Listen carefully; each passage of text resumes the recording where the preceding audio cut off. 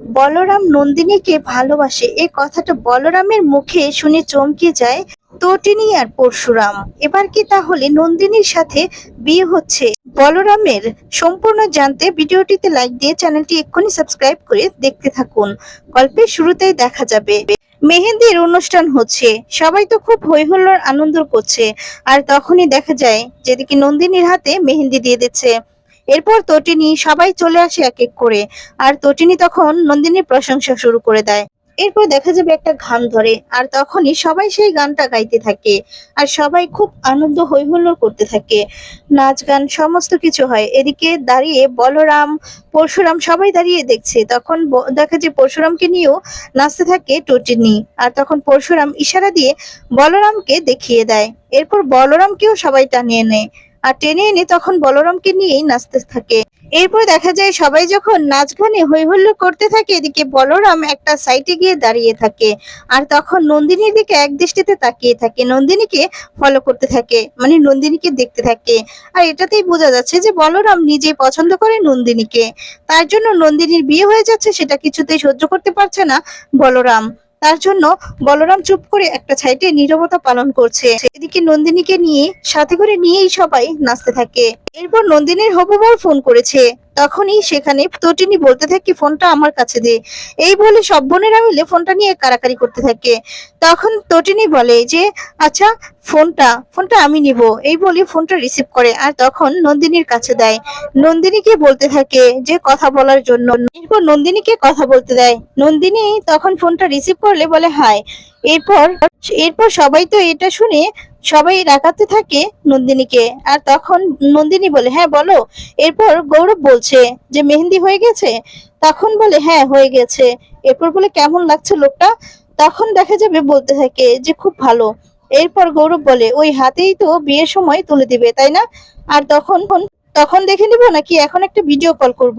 এরপর নন্দিনী বলে না না, এখন ভিডিও কল করা যাবে না, সবাই আছে। অন্য পাশ থেকে দেখা যায় যে নন্দিনী পিছন থেকে বলরাম সবটাই দেখছে। আর তখন বলে ও আচ্ছা আচ্ছা, গৌরব বলছে। তখন গৌরব বলে আচ্ছা তুমি কখন একলা হবে? আর তখন বলে কেন? এরপর বলে আমি তোমাকে একটু একা পেতে চাই। তখন বলে ঠিক আছে, আমি রাতে ফোন করব। আর তখন বলে যে আর কিছু বলার আছে? তখন নন্দিনী বলে কি? এরপর বলে ওই লোকে যেমন বলে না ভালোবাসি বা আই লাভ ইউ, এরপর হিন্দিতে তখন বলে এত কিছু বলতে হবে না, আমি বাংলার মানুষ, বাংলাতেই বলতে ভালোবাসি। এরপর দেখা যায় নন্দিনী বলে ওঠে ভালোবাসি। এ কথাটা শুনেই বলরাম তো চমকে যায়। বলরাম খুব কষ্ট পেয়ে নন্দিনীর দিকে তাকিয়ে থাকে। আর এদিকে দেখা যাবে সবটা লক্ষ্য করতে থাকে তটিনী। তটিনী তখন পরশুরামকেও দেখায়, আর বলে বলরামদার মুখটা কেমন যেন হয়ে গিয়েছে। এরপর পরশুরাম বলে একা মানুষ তো, তার জন্য হয়তোবা। আর তখন বলরামের কাছে তটিনী যায়, গিয়ে তখন জিজ্ঞেস করে কি হয়েছে বলরাম দা? তখন বলে না না কিচ্ছু না। জানো তো অন্যদিকে দেখা যাবে গৌরবের বোন গৌরবকে বলছে কিরে, বিয়ের আগেই প্রেম শুরু হয়ে গেছে? আর তখন বলে হতেই তো পারে তাই না, এই বলে হাসতে থাকে। আর অন্যদিকে নন্দিনীকে সবাই রাগাতে থাকে। আর এদিকে তটিনী বলরামকে বলছে কি হয়েছে তুমি বলো তো? তখন বলে কই কিছু না তো। এরপর বলে না মানে তোমাকে অন্যরকম লাগছে, কিছু হয়েছে? তখন বলরাম বলে না না তটিনী কিছু হয়নি।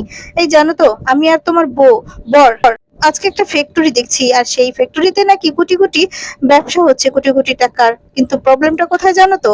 ওই ফ্যাক্টরিতে মানে গিয়ে দেখি কি কিচ্ছু নেই, কিন্তু শুনলাম যে মাঝে মাঝে নাকি কিছু জিনিসপত্র আসে, আর তারপর সেটা অন্য কোথাও চালান হয়ে যায়। আর তখনই পরশুরাম সেখানে আসে। এসে তখন বলে ঠিক, সেটা আমি জানি, কিন্তু কিন্তু আমার এই বন্ধুর মনটা এমন কেন? আর তখন বলে কি পাগলের মতো কথা বলছিস? আর এই শোন না, আমি না খুব খিদে পেয়েছে তটিনী, একটু না রান্না খাবো তোমাদের হাতে। তখন বলে হ্যাঁ সেটা তো ঠিক আছে, কিন্তু তোমার হয়েছেটা কি? আর তখন বলে না কিছু তো হয়নি। তখন বলে না না খাবো আর কি, কাজ করতে হবে তো। আমি শিবপ্রসাদের হাতে হাত রেখে এই কাজটা সম্পূর্ণ করব। এই বলে বলরাম কোনোরকম ভাবে পাশ কাটিয়ে সেখান থেকে চলে যায়। আর তখন দেখা যাবে তটিনী বলে কেমন যেন লাগলো বলরামকে। তখন পরশুরাম কথাটা কাটিয়ে নেয়। আর পরশুরাম বলতে থাকে যে হয়তো বা একা তো, তাই জন্যই মন খারাপ হচ্ছে, একা মানুষ, কিছু নেই। আর তখন এদিকে পরশুরাম একজনকে ফোন করে, বলে সমস্ত কিছু রেডি তো? এরপর বলে হ্যাঁ রেডি। আর তখন বলে ঠিক আছে তাহলে ফলো করে রাখো। এই বলে দেখে যে ফোনটা রেখে দেয়। এরপর রাত হলেই শিবপ্রসাদ বারবার করে সেই বানুর কথাগুলোই মনে করতে থাকে, যে যেই উপরে উঠিয়েছে না সেই আবার তারটা কেটে নিচে নেমে দেবে, সেগুলোই মনে করছে আর খুব কষ্ট পাচ্ছে। তখনই তটিনী সেখানে এসে বলতে থাকে, কি গো, কি ভাবছো, কি হয়েছে? তখন বলে, কই কিছু না তো। এরপর বলে, না কিছু না বলে কি হবে, কিছু তো ভাবছো, তুমি তো কিছু লুকোচ্ছ আমার কাছে। তখন তটিনীর কথা শুনে পরশুরাম বলে, লুকোচ্ছি তোমার কাছ থেকে? আমি আমার বউর কাছ থেকে কিচ্ছু লুকাই না। তখন বলে, না তুমি তো লুকাও। এরপর বলে, কি লুকিয়েছি? তখন বলে, এই যে 10টা বছর ধরে তুমি তুমি যে একটা ডিপার্টমেন্টে চাকরি করো, আমার বর পরশুরাম, সেই জানতে পারি সেই আমার বর নাকি পরশুরাম। সেই কথাটা তো তুমি একবারও আমাদেরকে বলনি, 10 বছর পরে জানতে পেরেছি। তখন পরশুরাম বলে, হ্যাঁ, তার পেছনে তো কোনো না কোনো কারণ আছে, তার জন্যই তো বলতে পারিনি। এরপর তটিনী বলতে থাকে, যেই লোকটি কোনোদিনও কোনো টাকা পয়সা কিছুর দিকে লোভ ছিল না, কোনো বিজনেস কিচ্ছুর দিকে না, আর সেই লোকটা হঠাৎ করেই সমস্ত কিছু নিজের দায়িত্ব নিজের কাঁধে তুলে নিল। আর তখন বলে, তার পেছনে কি কোনো রহস্য আছে? এরপরে দেখা যায় যে পরশুরাম এই কথা শুনে তটিনীর মুখে বলতে থাকে, তাহলে তুমি কি বোঝাচ্ছ, যে তাহলে এই মানুষটা নাকি এই লোকটা সমস্ত কিছু সবার কথা না ভেবে শুধু নিজের কথাই ভাবে, সমস্ত কিছু পিছনে ফেলে নিজের স্ত্রী সন্তানদেরকে ফেলে নিজের সুখটাই শুধু দেখে, শুধু টাকা পয়সাই চিনে, কি এটাই ভাবছো তো? আর তখন দেখা যাবে বলতে থাকে, সেটাই হয়তো বা ভাবছো, তাই না তটিনী? এই বলে তটিনীর দিকে তাকায়। তটিনী বলতে থাকে এইসব কিছুই ভাবছি না। তখন বলে, তাহলে? এরপর বলে, আমার বরটাকে আমি খুব ভালো করেই চিনি, আমার বরটি সবার থেকে আলাদা। তখন বলে, ভুলও ভাবতে পারো। এরপর বলে, না, কখনোই না, যতদিন তার দমটা থাকবে ততদিন শিবপ্রসাদ গাঙ্গুলি এমনটাই থাকবে। এই বলে তটিনীকে কাছে টেনে নেয়। আর তখন বলে, তোমার এত বিশ্বাস? তখন বলে, হ্যাঁ, এত বিশ্বাস। আর তখন বলে, আমার বিশ্বাস হচ্ছে তুমি, বুঝলে? এরপর বলে, হুম। তখন বলে, এবার বলুন তো মিস্টার পরশুরাম, আপনার এই মস্তিষ্কে মানে কি চলছে ঠিক? আর তখন বলে, ক্রমশন, কিন্তু তার আগে একটা জিনিস আছে, মানে কাজ আছে। তখন তটিনী বলে, কি? এরপর বলে, তোমার দিদির বিয়েটা যেন সুস্থভাবে হয়। তোমার বাবা তো সমস্ত কিছু আমার উপর চাপিয়ে দিয়েছে, আমি তো বড় জামাই, তাই আমার উপর সমস্ত দায়িত্ব দিয়েছে, তা আমারও তো সেটা পালন করতে হবে না? একটা কথাই আছে না, মেয়ের বিয়ের বলে কথা, ওই যে একটা কথাই আছে না, যে 100 কথা না হলে বিয়ে হয় না। আর তখনই দেখা যাবে তটিনী বলছে, বাবা, মনে হচ্ছে এর আগে যেন আরো মেয়েদেরকে বিয়ে দিয়েছো। তখন বলে, না, দেইনি তো। আর তখন বলে যে, কিন্তু আইডিয়া আছে। তখন দেখা যাবে তটিনী বলে, এবার যখন পিকুর বিয়ে হবে তখন তো আমাদের কোনো অসুবিধাই হবে না। পিকুর বিয়ের কথা শুনে পরশুরামের মনটা খারাপ হয়ে যায়। আর তখন বলতে থাকে, যে তুমি এই কথা কেন বলছো? তখন বলে, তোমার কি হয়েছে? তখন বলে, যে হঠাৎ করে পিকুর বিয়ে উঠছে কেন? তখন বলে, মানে তোমার মেয়ের বিয়ে দেবে না? আর তোমার মেয়ে এত পাকা, ওকে তো যদি এখন বলা হয় ও তো এখনই বিয়ে করে নিবে। আর তখন বলে, না, আমার মেয়ে আর ছেলে কোথাও যাবে না, এখানেই থাকবে, আমার কাছেই থাকবে, ওদের বিয়ে বিয়ে আমি দেব, আমার কাছেই রাখবো।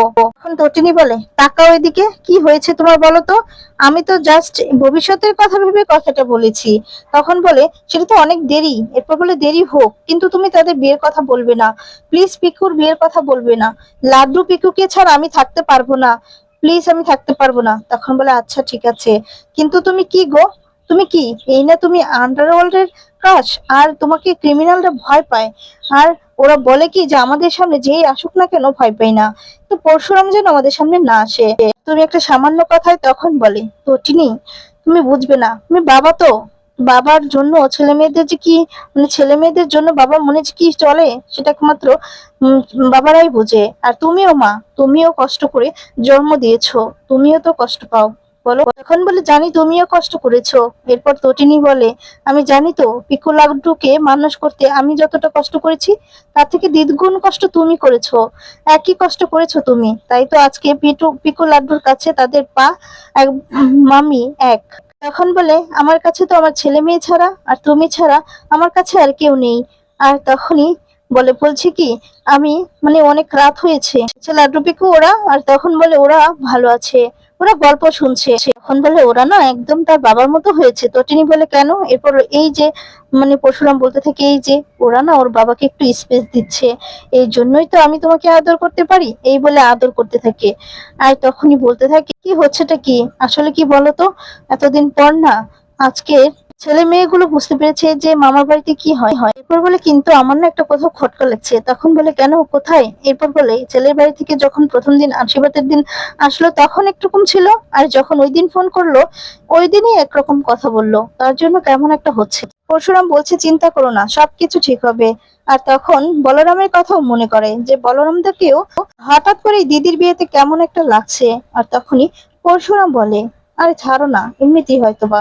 আর তখনই পরশুরাম তটিনীর সাথে রোম্যান্স করতে থাকে। এরপর বলে দরজাটা তো খোলা আছে। তখন বলে তাতে কি, অপশন তো আছে। এই বলে দরজাটা লাগিয়ে দিয়ে আসে আর বলে এবার তো প্রেম করতে পারি। আর তখন এই বলে দেখা যায় তটিনীর সাথে রোম্যান্সে মেতে পড়ে। এরপর তটিনীও খুশি হয়ে যায়। আর পরশুরামও। অন্যদিকে দেখা যাবে আগামী পর্বে তটিনীর বোন নন্দিনীর জন্য বলরাম একটা গিফট নিয়ে আসে। আর তখন বলে দিদির জন্য গিফট, হঠাৎ করে। এরপর বলে হ্যাঁ। এরপর গিফটটা খুলেই দেখতে পায় যে বড় একটা গলার জন্য নেকলেস নিয়ে এসেছে, হারছড়া নিয়ে এসেছে, যেটা দেখতে বেশ ভালো আর দামি। দামি এত একটা গিফট নিয়ে এসেছে দেখে আয়ুষীর মনে তো অন্যরকম লাড্ডু ফুটছে। সে তো ভাবছে যে বলরাম দিদি ভাইয়ের জন্য এই গিফট এনেছে। আবার এমন তো নয় যে বলরাম দা তাকে পছন্দ করে ফেলেছে, প্রেমে পড়ে গিয়েছে। তখন এই কথা শুনে নন্দিনীর মা রেগে যায়, রেগে গিয়ে বলে আয়ুষী। এরপর চুপ করে যায়, সবাই একটু অবাক হয়ে যায়। তারপর দেখা যাবে অন্যদিকে তটিনীর মনেও খটকা লাগে। তটিনীও তখন বলছে বলরাম দা হঠাৎ করে দিদিভাইয়ের জন্য এত দামি একটা গিফট এনেছে, তার মানে কি আমি যেটা ভাবছি সেটাই? বলরাম দা এমন নয় তো যে দিদিভাইকে ভালোবেসে ফেলেছে, পছন্দ করে? আর সত্যি এটা হতে যাচ্ছে বন্ধুরা। বলরাম এবার পরশুরামের কাছে আবেগের বশে বলেই দিবে যে সে নন্দিনীকে ভালোবাসে, নন্দিনীর জন্য কেঁদে দেবে, সহ্য করতে পারবে না।